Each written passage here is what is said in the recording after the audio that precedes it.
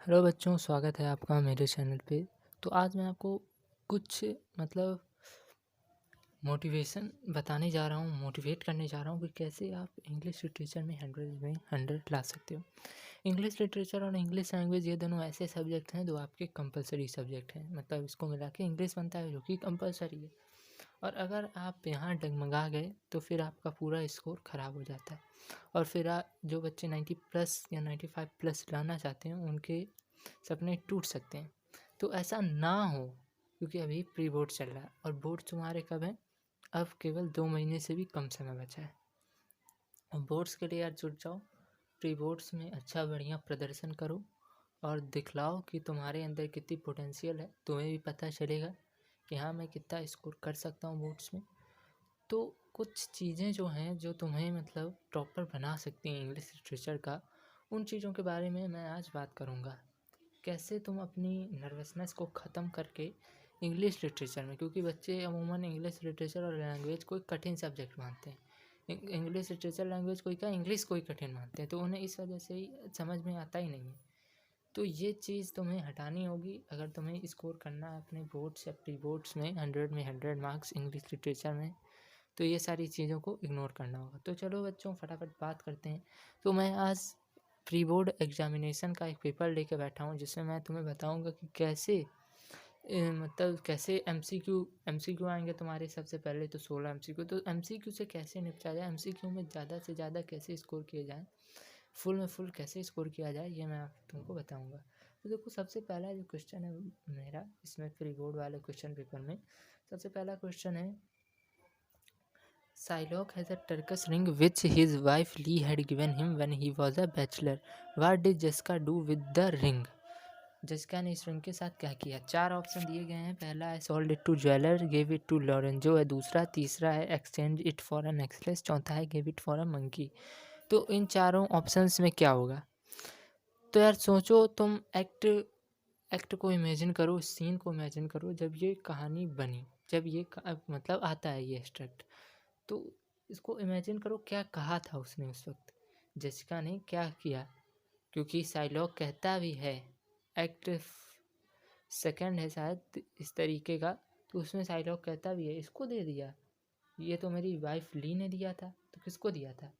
Monkey को दिया था। तो मंकी सही ऑप्शन है। तो यहाँ कैसे दिमाग लगाओगे कि मंकी है? देखो, पहला है तुम्हारा sold it to a jeweller. बहुत बच्चे जो पढ़ के नहीं जाएंगे वो कहेंगे sold it to a jeweller, ring है तो रिंग को ज्वेलर के पास दे दिया हुआ, पर नहीं। Gave it to Lorenzo, Lorenzo के दे दिया उसने वो रिंग।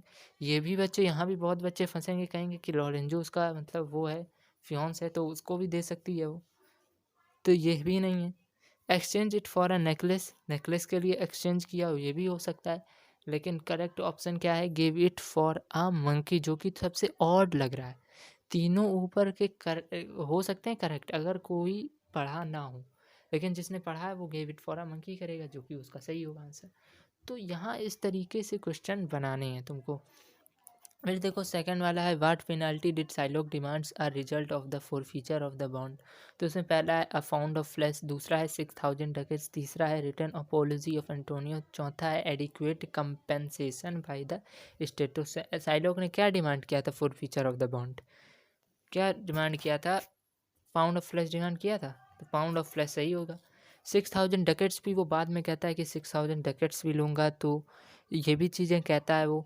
तो इससे भी बच्चे कंफ्यूज हो सकते हैं। रिटर्न अपोलॉजी ऑफ एंटोनियो, माफ़ी भी मांग सकता है, क्योंकि साइलॉक और एंटोनियो दोनों दुश्मन है। तो अगर कोई ये दिमाग लगाना चाहे कि हाँ वो माफ़ी मांग सकता है, हाँ उसे माफ़ी दे देगी, तो ये सारी चीज़ें नहीं चलेंगी। यहाँ तुम्हें पढ़ना होगा। तो मैं यही बता रहा हूँ कि यहाँ पढ़ के भी कुछ बच्चे गलत करते हैं। बहुत सारे क्वेश्चन ऐसे आते हैं, ये तो फिर भी सरल है, बहुत सारे क्वेश्चन इतने घुमावदार आते हैं। और प्री बोर्ड्स की बात कर रहा हूँ, प्री बोर्ड्स में तो तुम्हारा टीचर और मतलब कठिन बनाता है पेपर को, तो वहाँ इतने घुमा फिरा के पूछता है कि तुम फंस जाओगे एमसीक्यू में ही। एमसीक्यू में तो तुम्हारे बहुत सारे गलत हो जाएंगे। तो इस तरीके से नहीं तुम्हें करना है। अगर एमसीक्यू में मार्क्स लाने हैं तो एमसीक्यू की इस बाधा को पार करना होगा तुम्हें, तो फिर तुम्हारे लिए आगे की चीज़ें आसान होंगी। अब ये मैं सारी क्वेश्चन डिस्कस नहीं करूँगा, पर मैं शॉर्ट स्टोरी से भी कुछ क्वेश्चन डिस्कस कर लूँ। तो देखो, जैसे क्वेश्चन है Jesse Owen set a new record of dash in the Berlin Olympics. तो कितना जंप किया था उसने, तो इसमें 4 ऑप्शन दिए हैं। पहला है 26 फीट 5 डैश 5 बाई 16 इंचेस। दूसरा है 32 फीट 4 डैश 4 बाई 14 इंचेस। तीसरा है 5 फीट 6 डैश 7 बाई 14 इंचेस। चौथा है तुम्हारा 25 फीट 4 डैश 4 बाई 15 इंचेस। तो इन चारों ऑप्शन में से कौन सही होगा, ये तुम्हें टिक लगाना है। मेरे हिसाब से 26 फीट 5 डैश 5 बाई 16 इंचेस उसने किया था, ये सही होना चाहिए। पर जो बच्चे पढ़ के नहीं आएंगे उनको देखो वो कैसे दिमाग लगाएंगे। 4 डैश 4 बाई 15 हो सकता है, 4 डैश 4 बाई 14, ये दोनों और टाइप के लग रहे हैं, तो ये दोनों हो सकते हैं। कुछ बच्चे सोचेंगे, कुछ बच्चे 7 बाई 14 6 डैश 7 बाई 14 वाला सोचेंगे। लेकिन सही कौन सा है, 26 फीट 5 डैश 5 बाई 16 इंचेस। यहाँ देखो 2-3 जगह ऐसे करके दिया हुआ था, जैसे ओन्स वाले में जो लजरोंग वाला है चैप्टर, उसमें 2-3 जगह दिया है कि उसने कौन कौन से मतलब कितना कितना जंप किया। तो वहाँ बच्चे बहुत कंफ्यूज हो जाते हैं, इस वजह से गलत कर बैठते हैं। तो ये तुम्हें नहीं करना। यहाँ देखो, यहाँ चारों मतलब तीनों जो थे अलग, जो गलत हैं वो ऑड में है। अगर इसी में चैप्टर से ही 2-3 हैं तो 2-3 वहीं दे दिए जाते, तो फिर तुम्हें लगता है कि ये बर्लिन ओलंपिक वाले में किया था या एक पहले भी करता है तो वो दे दिया जाता, तुम वहाँ भी फंस जाते। तो ये सारी चीज़ें नहीं, इसके लिए पढ़ना होगा तुम्हें, तभी तुम्हारा कॉन्फिडेंस लेवल इंक्रीज हो पाएगा और तुम ज़्यादा से ज़्यादा मार्क्स स्कोर कर पाओगे। अब देखो, इसमें एक अगला क्वेश्चन है लिटिल गर्ल वाले चैप्टर से, लिटिल मैच गर्ल वाले चैप्टर से। तो उसमें दिया हुआ है the little girl opens on a sombre note, the setting of weather nature. मतलब क्या है इसमें, ऑप्शन क्या होगा, 4 ऑप्शन दिए हैं। पहला है indicates the theme of the story, दूसरा है indicate the title of the story, तीसरा है इंडिकेट करता है मूड ऑफ द स्टोरी, चौथा है इंडिकेट करता है ट्रेजेडी ऑफ द लिटिल, मतलब लिटिल मैच गर्ल का। तो ये 4 ऑप्शन यहाँ देखो, यहाँ जो पढ़ा भी है ना वो भी कंफ्यूज हो जाएगा। यहाँ इस तरीके का कंफ्यूजिंग दिया हुआ है कि मतलब कंफ्यूज हो जाए। पहला देखो, सबसे पहले क्वेश्चन पढ़ो, the little girl opens on a sombre. Sombre का मतलब क्या होता है, सोम्बर की मीनिंग मतलब होता है इसका कि एक मतलब क्या कहते हैं, उदासी टाइप की इस पोएम में, तो वो इसका मतलब हुआ। तो आप देखो क्या होगा इसमें, द सेटिंग ऑफ वेदर या नेचर इंडिकेट क्या कर रहा है। तो मुझे तो लगता है ये इंडिकेट कर रहा है जो वेदर है। ये देखो लिटिल मैच गर्ल, ये टाइटल है स्टोरी का। फिर देखो थीम है स्टोरी का, वो भी इंडिकेट नहीं कर सकता। मूड ऑफ द स्टोरी ये इंडिकेट कर सकता मेरे हिसाब से। लेकिन तुम अपने आंसर कमेंट्स में बताना कि इसका क्या होगा। इसने बहुत कंफ्यूज किया था और इससे मुझे नहीं पता कि क्या सही आंसर है, क्योंकि रिसेंटली ये हुआ है प्री बोर्ड का एग्जामिनेशन पेपर, तो ये मुझे नहीं पता। पर मैंने मूड ऑफ द स्टोरी, मुझे लगता है कि ऐसा हो सकता है, पर देखो क्या होता है। तो इसी चीज़ की मैं बात कर रहा हूँ कि देखो मैं इसी चीज़ की बात कर रहा हूँ कि देखो मैं इतना मतलब बता रहा हूँ तुम लोग को, फिर भी मैं भी फंस गया हूँ। तो तुम लोग की क्या हालत होगी अगर तुम लोग नहीं पढ़ोगे। तो वही चीज़ मैं कह रहा हूँ, इसीलिए एकदम कॉन्फिडेंस लेवल अपना इंक्रीज़ करो, कोई दिक्कत नहीं है, आराम से पढ़ाई करो, बिल्कुल बोर्ड्स हैं, कोई दिक्कत नहीं, हो जाएगा।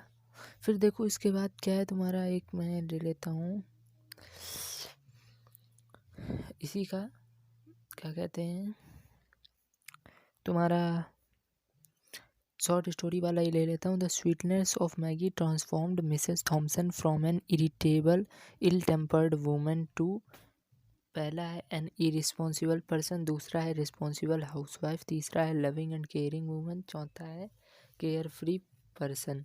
तो इसका सही आंसर मुझे लगता है लविंग एंड केयरिंग वूमन होना चाहिए, क्योंकि मिसेस थॉमसन देखो कहानी में पढ़ो तुम तो पहले वो इल टेम्पर्ड तो होती ही हैं, ये लिखा है।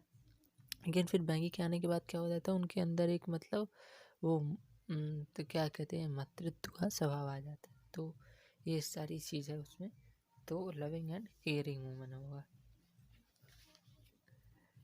फिर इसके बाद देखो एक सेक्शन बी है तुम्हारा ड्रामा का, सेक्शन बी सी और डी। सी होता है तुम्हारा प्रोज का शायद, और डी होता है तुम्हारा, नहीं सी होता है शॉर्ट स्टोरी वहीं प्रोज, और डी होता है तुम्हारा पोइट्री का।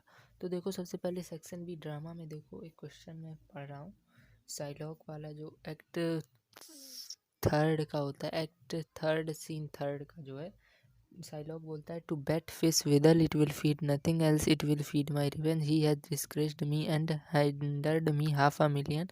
ये एक्ट थर्ड सीन थर्ड का है, देखना तुम जल्दी मिल जाएगा, हाईलाइटेड है ये कई बार आता भी है, बोर्ड्स में भी आ चुका है, तो ये प्री बोर्ड का एग्जामिनेशन पेपर है तो इसमें भी दिया हुआ है ये चीज़। तो अब देखो पहला इसमें क्वेश्चन जो है, तो जो है वो कह रहा है ही हैथ डिस्ग्रेस्ड मी, जो मैंने कहा, तो हु इज़ ही, पहला क्वेश्चन है इसमें, तो ही क्या होगा, एंटोनियो के बारे में बात कर रहा है। What does Psylocke want from him, Psylocke उससे क्या चाहता है एंटोनियो से, तो उससे मतलब अपने पैसे चाहता है, मतलब अपने पैसे क्या चाहता है कि मतलब पाउंड ऑफ फ्लैश चाहता है उससे, ले सकते हो। फिर इसके बाद है what does Shylock mean by to bait fish withal. अब देखो ये तुम्हारा शेक्सपियर की लैंग्वेज में टू बेट फिश विदल, इसको तुम्हें मतलब बोलना है कि टू बेट फिश विदल, तो वो कहता है मैं जो साइलॉक के पाउंड ऑफ फ्लैश है उसको मैं मछली पकड़ने के लिए इस्तेमाल करूँगा, तो ये इसका मतलब हुआ, इसको तुम इंग्लिश में लिखोगे। तो देखो यहाँ फंसना नहीं है, टू बैट फिश विदल, इसके लिए तुम्हें मर्चेंट ऑफ वेनिस में सबसे अच्छी ये खासियत है कि शेक्सपियर ने अपनी लैंग्वेज में उसको लिखा है, और ये बच्चों के लिए कठिन होता है कि उसे इंग्लिश में भी पढ़ें और शेक्सपियर की लैंग्वेज में भी। अगर शेक्सपियर की लैंग्वेज में नहीं पढ़ेंगे तो उन्हें समझ ही नहीं आएगा इंग्लिश की, कहाँ मैंने पढ़ा था, कौन सा था, उसकी मीनिंग इंग्लिश नहीं पढ़ेंगे, शेक्सपियर ही पढ़ लेंगे तो वो भी ठीक नहीं है, तो ये चीज़। फिर इसके बाद देखो अगला क्वेश्चन है explain in your own words any 3 ways in which he has, तो यहाँ पर देखो क्या है, explain in your own words any 3 ways in which he has wronged Psylocke, तो जो ही कौन है, एंटोनियो है, तो 3 तरीके बताने हैं जिससे कि ऐसा तरीका जो ये बताए कि एंटोनियो ने साइलॉक को गलत किया है, मतलब he has wronged Psylocke, he has wronged Psylocke. अब यहाँ देखो 2 मीनिंग आ रही है, ही हैज़ रॉन्ग्ड साइलॉक, अब देखो इसमें मीनिंग देखो, he has wronged Psylocke, Psylocke के साथ गलत किया है, या उसने साइलॉक को गलत मतलब साबित किया है। तो देखो यार ये दोनों चीज़ें बता रही हैं कि ये दोनों चीज़ें हो सकती हैं। ही हैज़ रॉन्ग्ड साइलॉक, उसने साइलॉक को मतलब एंटोनियो ने साइलॉक को मतलब गलत साबित किया है, और एंटोनियो ने साइलॉक को धोखा दिया है, दोनों चीज़ हो सकती है। तो explain in your own words, सबसे पहले ये देखो ये line, explain in your own words any 3 ways in which he has wronged Psylocke, तो यहाँ पे मुझे लगता है यहाँ पे होगा धोखा देना, क्योंकि देखो explain your own words in which any 3 ways in which he has wronged Psylocke, तो साइलॉक को एंटोनियो ने कैसे धोखा दिया, क्योंकि साइलॉक बोल रहा है इस एक्सट्रैक्ट में, तो जाहिर सी बात है कि साइलॉक के ऊपर ही कहा गया होगा, तो साइलॉक को कैसे धोखा मिला वो ये बता रहा होगा, तो वो चीज़ यहाँ पे हो सकती है, मुझे लगता है 99%। तो यहाँ इस तरीके से कर सकते हो, और यहाँ देखो मैं हर क्वेश्चन जो बता रहा हूँ ना उसमें एक सच्चाई छिपी है, गहराई छिपी है, गहराई में जाकर देखो तुम्हें एक सच्चाई मिलेगी, और उस सच्चाई में जाकर देखोगे तो तुम्हें मतलब भी मिलेगा कि अगर तुम पढ़ नहीं रहे हो, कॉन्फिडेंस में नहीं हो, नर्वसनेस तुमने पाल रखी है पहले से, तो फिर कुछ नहीं हो सकता, फिर तुम एक एक मार्क्स के क्वेश्चन भी गलत करते जाओगे, तो फिर 3 मार्क्स की बात ही क्या है। तो ये 3 मार्क्स का क्वेश्चन है, यहाँ तुम्हें बहुत ही एकदम मतलब कलम अपनी कहते हैं ना, कलम अपनी बिल्कुल साफ साफ चलानी है, यहाँ कोई गलती नहीं करनी है। तो फिर इसके बाद देखो अगला क्वेश्चन है according to Shylock in what ways did Jews resemble Christians, तो ये क्वेश्चन 3 मार्क्स का ये भी है, तो मतलब साइलॉक ने इसे बताया भी है इस सीन में कि मतलब कैसे जूस रिसेंबल करते हैं क्रिश्चियंस को, जू मतलब जू और क्रिश्चियन एक होते हैं किन किन चीज़ों में। फिर अगला है how does Shylock use Christian example to justify his desire for revenge. अब देखो इसमें शायद मुझे लगता है यहाँ सीन थर्ड में जो है ये दोनों बातें मिलती जुलती हैं लगभग, अगर कोई दोनों एक ही चीज़ दोनों में लिख देता है तो फिर उसके मार्क्स कटने हैं। अब देखो according to Shylock in what ways Jews resemble Christian, मतलब एग्जाम्पल जिसमें दोनों जू और क्रिश्चियन दोनों एक हैं, एक बता रहा है